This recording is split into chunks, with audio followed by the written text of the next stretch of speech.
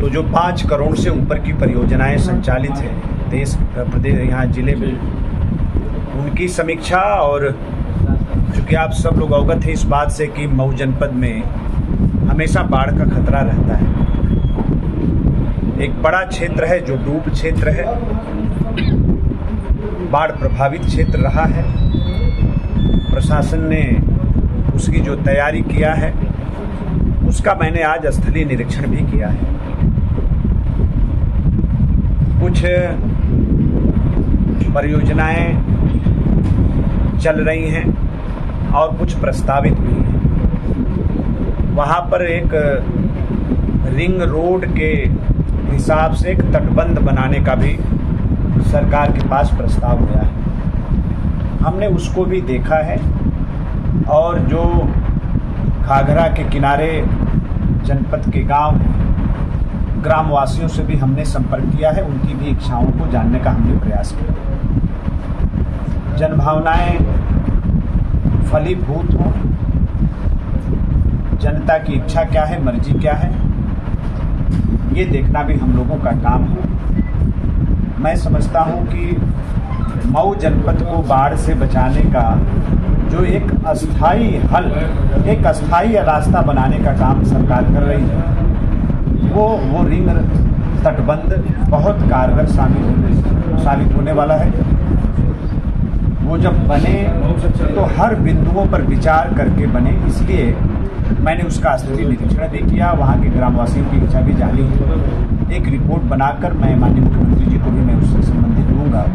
कहीं कुछ घटाना बढ़ाना होगा तो अभी समय है, अभी DPR बना है, उसका एस्टीमेट गया है, प्रस्ताव गया है, तो जो जरूरी संशोधन होंगे उसका भी हम लोग काम करेंगे, संशोधन करेंगे। जनता के साथ आपने बैठक की और समस्याएं सुनी? जनता क्या आप सब लोग अवगत हैं कि हम लोग जब आते हैं तो स्वाभाविक है हमारे जो सम्मानित कार्यकर्ता हैं, जनप्रतिनिधि हैं, पार्टी के पदाधिकारी हैं, मिलना जुलना हम लोगों के स्वभाव में है। और जब आते हैं तो उन लोगों से भी मिलते हैं, उनकी भी परेशानी उनकी भी कोई बात है तो वो भी जानने का हम लोग प्रयास करते हैं। तो उसी क्रम में मैं यहाँ PWD के डाक बंगले में बैठकर, हमारी जिलाध्यक्ष जी भी हैं, पार्टी के तमाम वरिष्ठ लोग हैं, हम लोगों ने भी कार्यकर्ताओं से संवाद किया है और उनकी कोई बात है तो वो भी जानना है। यूक्रेन जाने के लिए आपके विभाग से था लोग मिले हैं आपसे, कुछ लोगों को? हाँ, इजराइल जाने का तो अभी 5000 पहले क्रम में हमने इजराइल मजदूर भेजने का कार्यक्रम चलाया है। उसमें अभी तकरीबन 3200 हमारे श्रमिक इजराइल गए हैं, बाकी अभी शेष की कार्रवाई क्रियाशील है।